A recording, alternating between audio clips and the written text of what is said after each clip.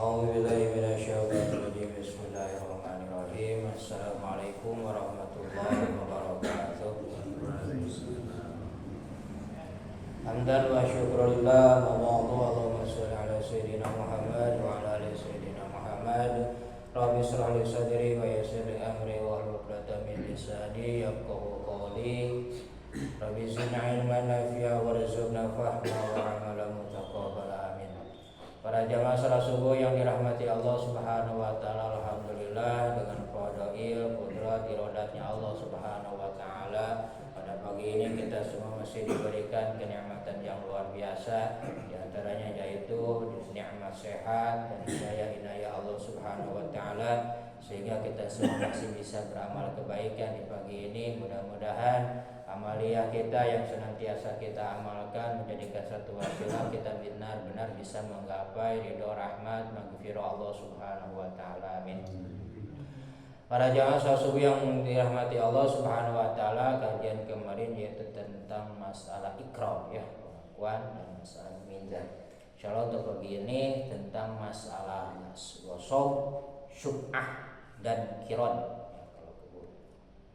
A'udzubillahi minasyaitonirrajim. Bismillahirrahmanirrahim.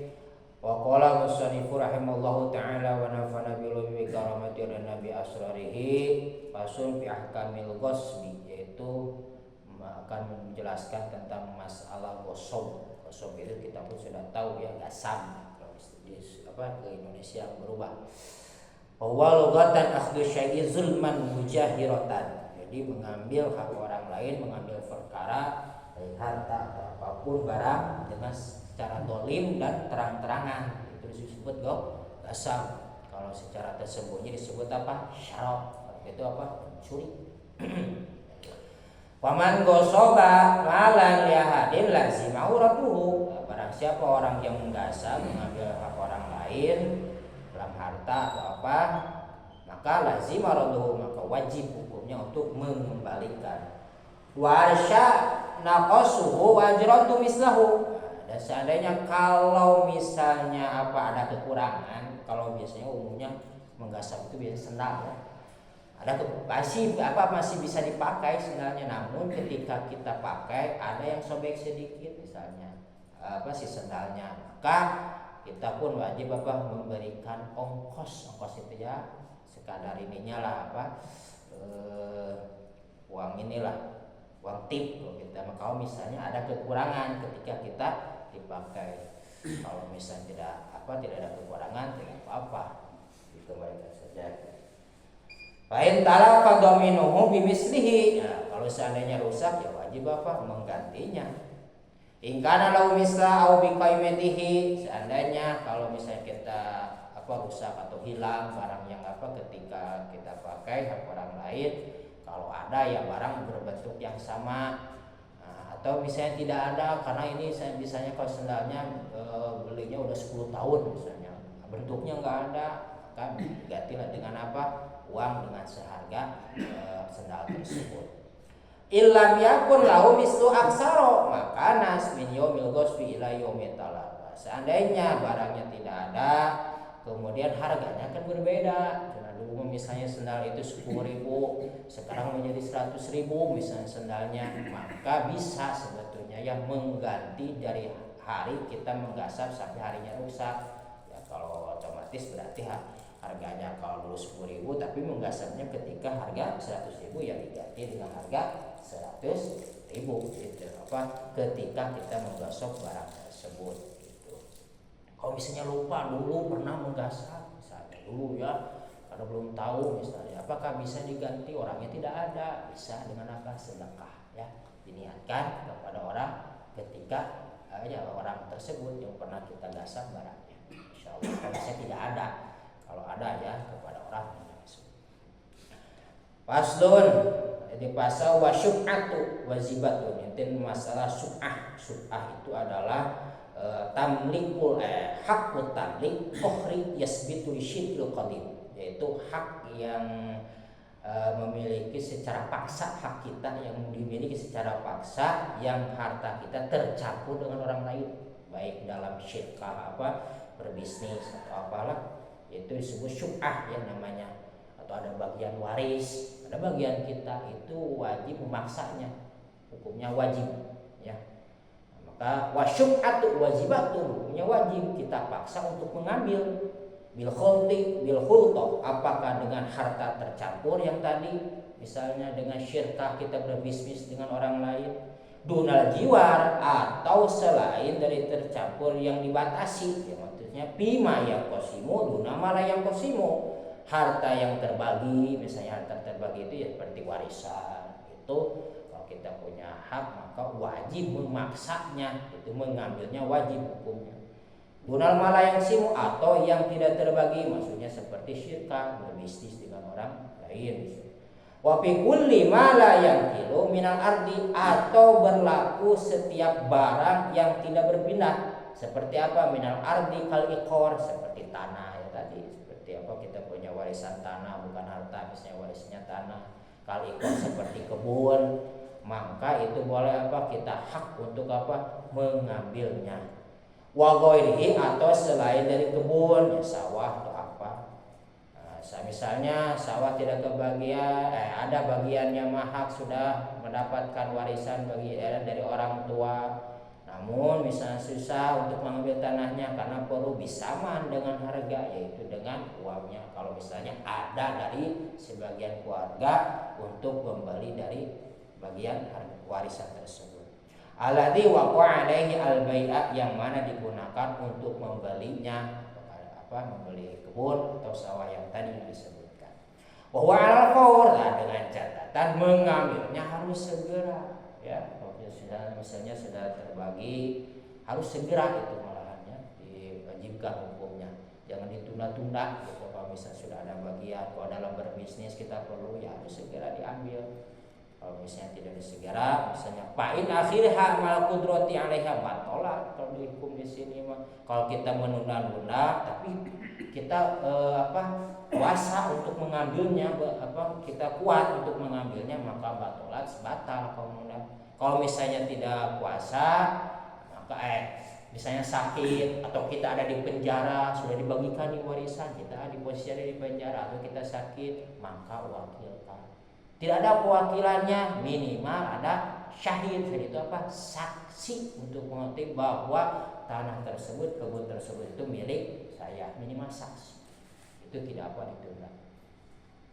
Wa idza tazawwaja imra'atan, nah bagaimana kalau misalnya mau menikahi seseorang wanita dengan apa? Ala syiksin, dengan apa tadi, bagian misalnya dari harta syub'ah, supaya tadi yang bagian dipaksa itu apakah dari warisan, punya kebun pengen nikah, gak punya uang cuma punya kebun, nah itu tidak apa-apa. Akhadahu asyafi'ah, maka berhak mengambil dengan tadi jadi maharnya, bisa asal ridho si istrinya. Misalnya mau nikah dengan si istri, saya nggak punya uang, cuma punya kebun 1 petak, misalnya 30 meter, apakah ridho? Ya ridho, nggak apa-apa, laksanakan nikah bihmaril misli, dengan mahar yang sudah dikatakan tadi. Wa in kana syubajamatun, bagaimana kalau misalnya hartanya punya banyak orang turunan, adik kakak ya, maka istaquha ala qadri imlak, maka ukurlah dengan ukuran hak bagiannya. Kalau kita misalnya ada 10 tombak, turunan kita ada 5 orang, otomatis 2 tombak, dan si 2 tombak itu misalnya mau dipakai nikah asal ridho si istri, maka sah saja itu ya, dengan mahar asal dengan keridoannya. Mahar dari bagian harta syub'ah. Jadi harta syub'ah itu adalah hak wajib kita paksa untuk diambil. Fasun walil qiron, ini tentang masalah qiron, bagi hasil ya. Sudah masalah bisnis. Bagaimana bagi hasil secara umum, secara ilmu fikih? Itu arba'atu asyarait, ada 4 syarat. Ayyakuna 'alan nadi minad darahimi wa dinanin. Pertama harus, yaitu menggunakan dengan uang, kalau dulu mah dinar dirham, kalau sekarang yaitu rupiah kalau kita. Maka tidak sah oleh sini mah membagi hasil. Bagaimana dengan emas batang bisa dibagi? Tidak sah oleh sini, tetap pakai uang ketika kita melaksanakan bisnis syirkah. Wa yazana rabbul mali lil amil. Kedua syaratnya harus memberikan izin terutama yang punya modal lil amil kepada amil. Amil itu yaitu apa? Fitasrofi mutlakon, orang yang mengelola bisnis tersebut. Amil yang mengerjakannya mutlakon dengan apa? Tidak dibatasi. Jangan ada dibatasi.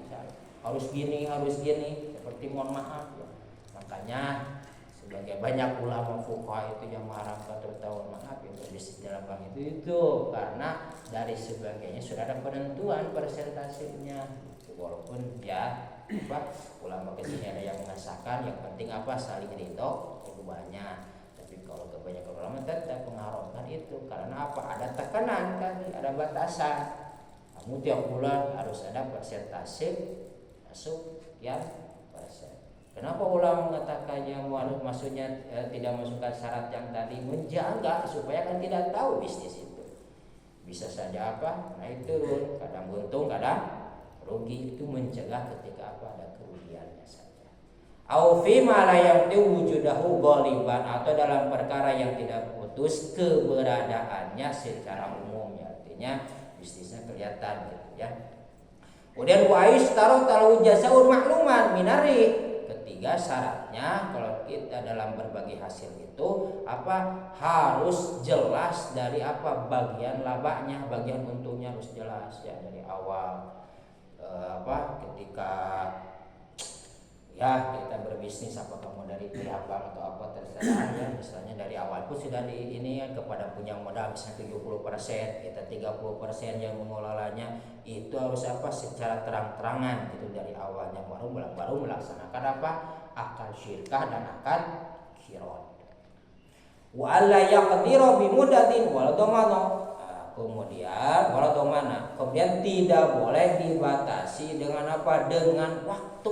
Maksudnya teh seperti kamu tiap bulan misalnya punya modal, terutama ya punya modal ya, tiap bulan harus masuk segini, itu sebenarnya tidak boleh dengan ada batasan waktu tersebut. Intinya dari awal yang penting ada keduanya. Maksudnya kalau siap awal bulan ya awal bulan, jadi jam ditentukan dari salah satu.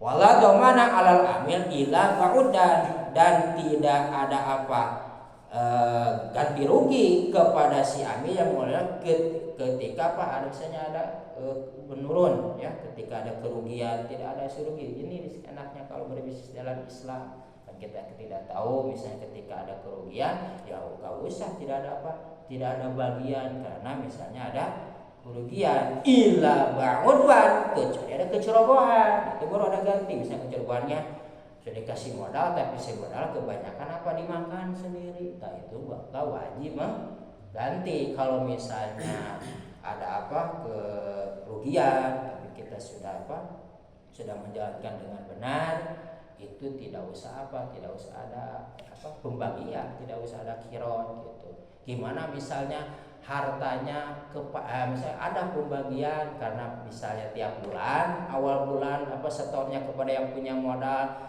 namun setiap harinya itu harus benar. Ketika kita mengolah ada bagian misalnya di hari pertama 100.000 modalnya misalnya udah 10 juta masuk ya, 100.000 otomatis 50, itu kan tiap hari kita bagi dulu kepada yang punya modal, mau disimpan 50, kita 50, hari kedua berapa, terus jadi itu sampai akhir bulan.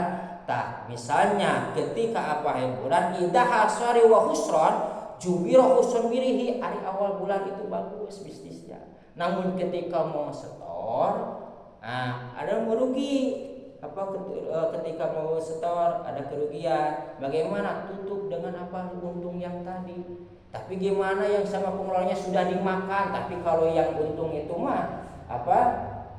untung untuk menyetorkan ada, tapi yang sama yang pengelola dimakan, untungnya nggak ada. Gimana menutupinya? Ya tetap ditutupinya itu di bulan depannya tidak apa-apa.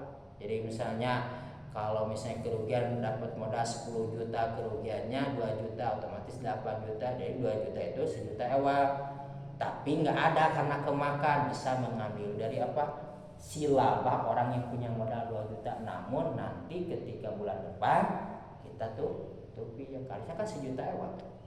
Ketika ada kerugian itu enaknya dalam Islam. Bagaimana kalau misalnya rugi total, balik modalnya habis, karena keadaan kiro sering islah. Kalau benar-benar ada kerugian, tidak total, tidak apa, domana, tidak tidak usah diganti. Kalau benar-benar ada kerugian dalam berbisnis, karena disebut kiro itu yaitu secara amanah, gitu kan.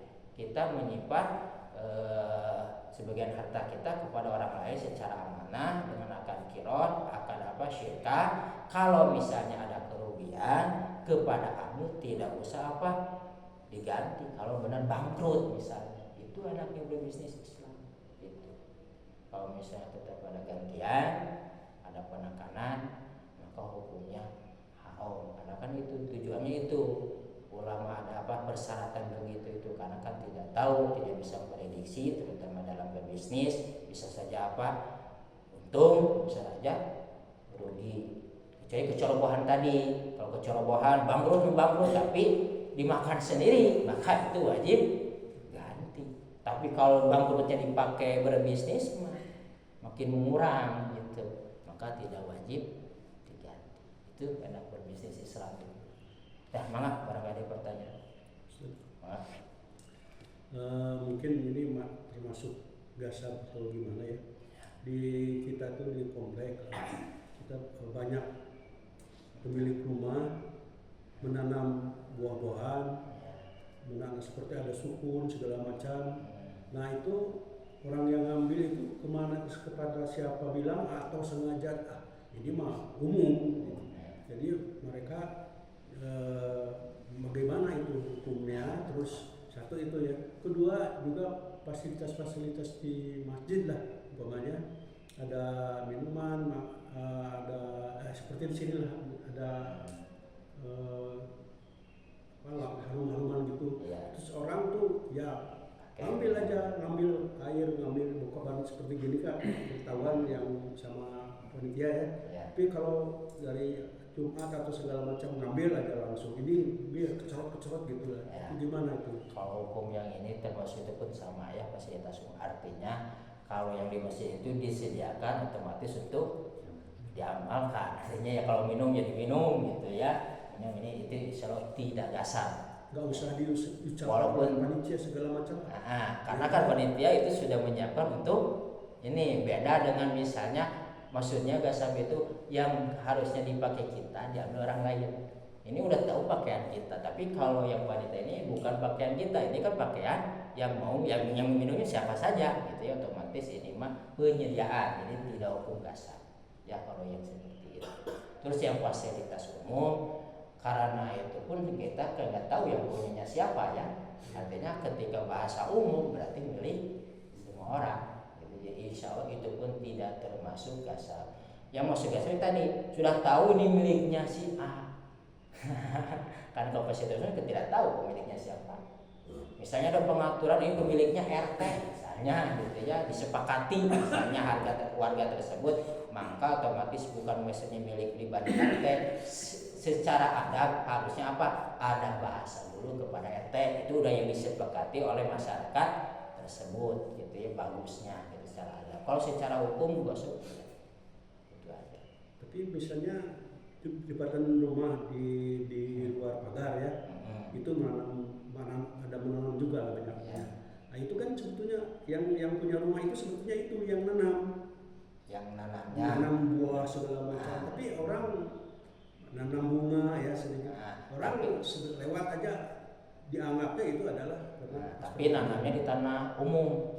Ya di depan rumah yang di komplek ini kan banyak di depan rumah itu di luar pagar. Ya. Itu ditanamin buah-buahan. Yang jadi pertanyaannya, apakah tanahnya itu milik kita atau misalnya fasilitas umum?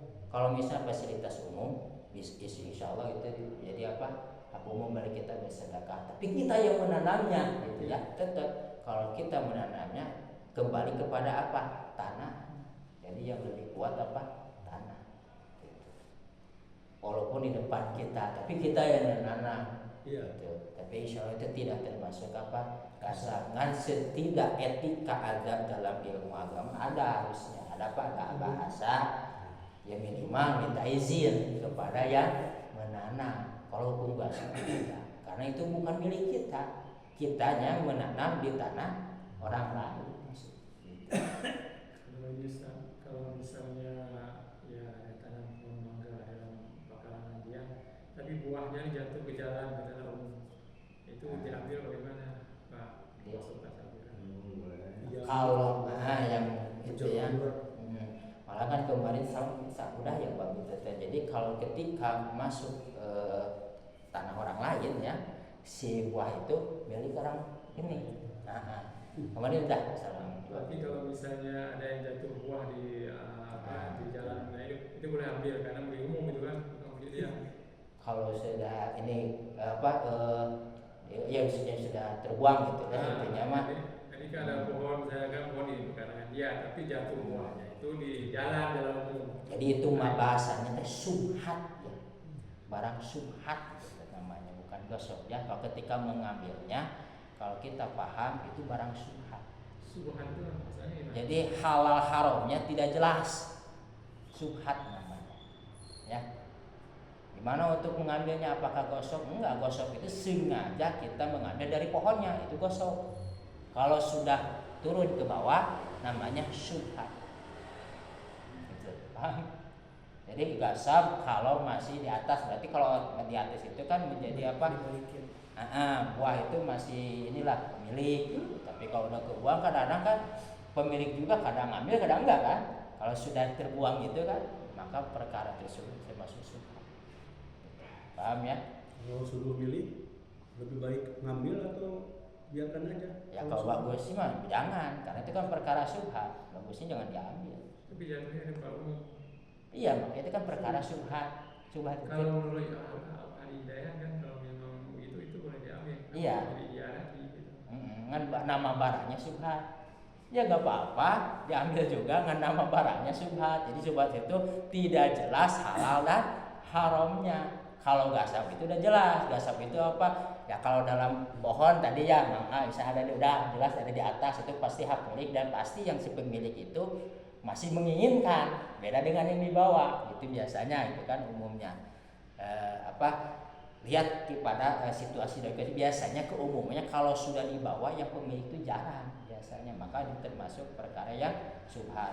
Ditambah jatuhnya ke tanah umum, jangan dulu ke tanah umum. Kalau misalnya tanam kita nyerong ke tanah orang lain, masuk pemiliknya kepada tanah orang lain, nyerong saja, apalagi kalau sudah di bawah.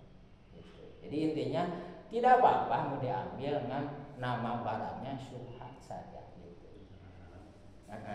Tidak jelas hukum halal haramnya. Kalau kita ragu ya jangan gitu.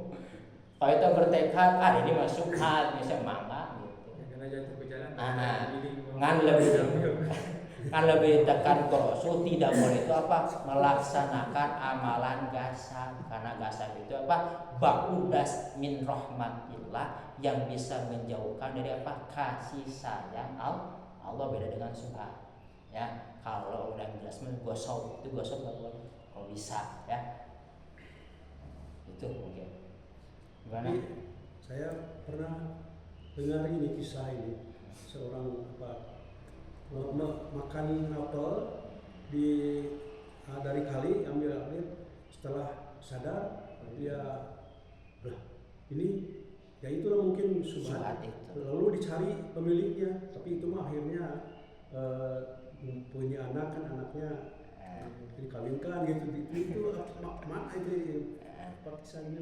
Emang ada sejarah waktu kurma juga kan, pulang cepat-cepat sahabat Nabi juga, karena takut anaknya bangun nanti kurmanya diambil karena jatuhnya ke tempat dia.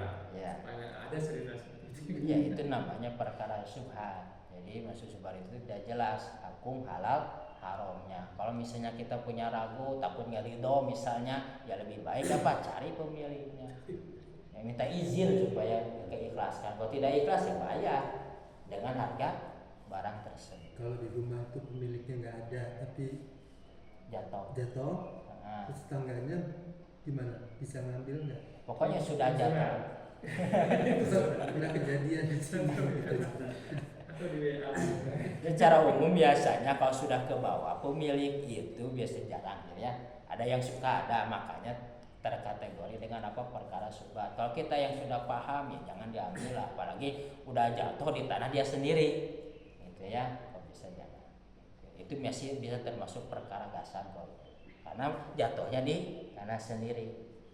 Itu beda dengan yang tadi dengan di tempat umum. Oh itu udah jelas gasab. Saya jadi milik umum gitu. Iya. Oh, itu gasab namanya yang tadi. Kalau di tanah sendiri yang punya tanah, atau punya tumbuhan tersebut. Itu itu kalau di kampung saya tuh buah durian ya. Nah itu sebenarnya mah yang punya teh masih pengen, misalkan nggak ditali nih, kalau matang kan jatuh sendiri tuh. Itu tuh udah pada nungguin itu tuh orang-orang yang pada nyari gitu. Nah itu gimana tuh hukumnya? Terus jatuh tanahnya di Tanah yang punya gitu. Cuman kan kalau durian jatuh kan pada suka nih, pada berebut itu. Yang padahal yang punyanya dia masih pengen padahal. Nah, itu memang kalau tidak ketahuan yang punya itu mencuri namanya syarat ya. Kalau tidak tahu kasar itu pokoknya secara terang-terangan gitu ya. Kalau kita sempat tahu yang punyanya, kalau di tanah sendiri gitu ya, pokoknya mengambil hak orangnya secara terang-terangan biasa. Kalau tersembunyi sarok, sarok itu apa? Mencuri. Gitu. Jadi mencuri lah intinya, biasanya kan jarang ketahuan biasanya kalau masalah durian itu kan. Kalau ketahuan yang punya mesti diambil yang punya. Jadi kan kalau di kampung itu kan jatuh kan kedengerannya gitu jatuh. Keluarnya udah diambil orang itu. Nah, kalau keterang-terangan biasa gitu namanya. Itu ya, biasa. Itu mungkin berapa? Intinya nggak sah. Kalau tidak ketahuan orang yang punya berarti sarok. Sarok itu mencuri. Gitu. Nah, yang lain ada? Cukup? Cukup? Ya, alhamdulillah ya kalau sudah cukup, sudah paham. Mudah-mudahan ilmu yang kita dapat kita bisa amalkan, terutama benar-benar menjadikan nur cahaya bagi kita dan syafaat pertolongan di depan Allah Subhanahu wa taala. Amin. Ya Allah ya rabbal alamin. Maka tutup dengan berakhir majelis. Subhanakallah wa bihamdik asyhadu an la ilaha illa anta astaghfiruka wa atubu ilaik. Wassalamualaikum warahmatullahi wabarakatuh.